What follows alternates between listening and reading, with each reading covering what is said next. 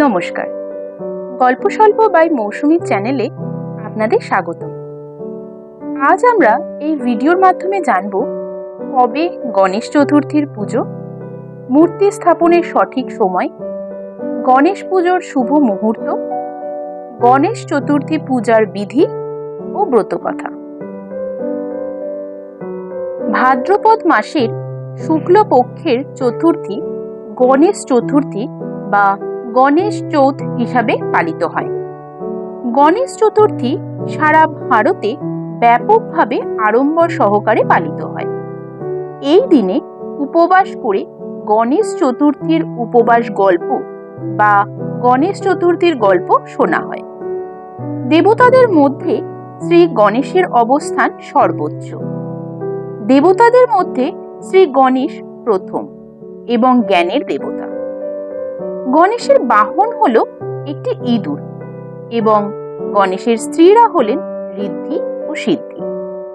তার প্রিয় খাবার মোদক। গণেশ চতুর্থীর দিন সকালে স্নান করে গণেশের মূর্তিতে সিঁদুর অর্পণ করে ষোড়শ প্রচার পদ্ধতিতে পূজা করে দক্ষিণা অর্পণ করে 21টি লাড্ডু অর্পণ করতে হয়। এর মধ্যে 5টি লাড্ডু গণেশের মূর্তির কাছে রাখা হয় এবং বাকিগুলো ব্রাহ্মণদের দান করা হয়। গণেশজির মূর্তি সেরা সময়ে নদী বা পুকুরে বিসর্জন করা হয়। এই দিনে গণপতি পূজা করলে জ্ঞান ও সমৃদ্ধি আসে এবং সমস্ত বাধা নাশ হয়। গণেশ পূজার জন্য অনেকেই সারা বছর অপেক্ষা করে থাকেন। মহারাষ্ট্রে এই গণেশ পূজার উদযাপন অনেকটা অন্যরকম। প্রতি বছর 10 দিন ধরে উদযাপিত হয় এই উৎসব। 10 দিনের গণেশ উৎসব প্রতি বছর ভাদ্র মাসের শুক্লপক্ষের গণেশ তিথিতে শুরু হয় এবং চতুর্দশী তিথিতে শেষ হয়। চতুর্থীর দিন গণেশের মূর্তি স্থাপন করা হয়। মুম্বাইতে বড় বড় প্যান্ডেল হয়, বিরাট বিরাট গণেশ মূর্তি আনা হয় সেখানে। পঞ্চাঙ্গ অনুসারে ভাদ্র মাসের শুক্লপক্ষের চতুর্থী তিথি 6 সেপ্টেম্বর বিকেল 3:01 থেকে শুরু হবে এবং পরের দিন অর্থাৎ 7 সেপ্টেম্বর বিকেল 5:37 শেষ হবে। তাই 7 সেপ্টেম্বর ভগবান গণেশের মূর্তি স্থাপন করা যাবে এবং 17 সেপ্টেম্বর অনন্ত চতুর্দশীর দিন গণপতি বাপ্পাকে বিদায় জানাতে হবে। অর্থাৎ এই বছর 17 সেপ্টেম্বর গণপতি বিসর্জনের দিন। এই বছর ভগবান গণেশের মূর্তি স্থাপন করার সবচেয়ে শুভ সময় হল 7 সেপ্টেম্বর সকাল 11:10 থেকে 1:39 পর্যন্ত। প্রায় 2 ঘন্টা 29 মিনিট এই শুভ সময় স্থায়ী হবে। এই সময় পূর্ণ শ্রদ্ধার সঙ্গে আনন্দের সঙ্গে ভগবান গণেশের মূর্তি স্থাপন করা যাবে। এখন প্রশ্ন হলো, কেন এই 10 দিন ধরে গণেশ পুজো করা হয়? আসলে পুরাণ অনুসারে ভগবান মহাদেব ও মাতা পার্বতীর পুত্র গণেশ ভাদ্র মাসের শুক্ল গণেশ চতুর্থীর দিন জন্মগ্রহণ করেছিলেন। তাই এই মাসের চতুর্থীকে ভগবান গণেশকে পুজো করা হয়।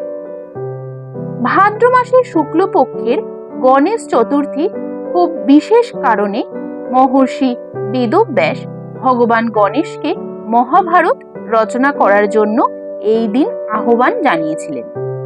কথিত আছে, বেদব্যাস শ্লোকগুলি পাঠ করতে থাকেন এবং ভগবান 10 দিন ধরে মহাভারত লেখেন।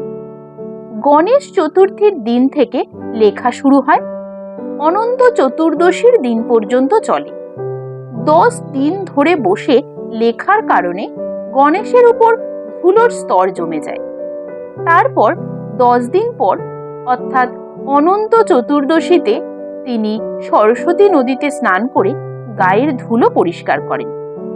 তারপর থেকেই এই 10 দিন গণেশ পূজা ও তারপর বিসর্জনের রীতি চলে আসছে। যারা গণেশ চতুর্থীর উপবাস রাখেন তাদের গণেশ চতুর্থীর উপবাসের গল্প শোনা উচিত। যে কেউ গণেশ চতুর্থীর উপবাস পালন করে গণেশ চতুর্থীর উপবাসের গল্প শুনলে তার জীবনে সুখ, সমৃদ্ধি ও সুখ নিয়ে আসে। তাই আসুন জেনে নেওয়া যাক গণেশ চতুর্থী উপবাসের ব্রতকথা।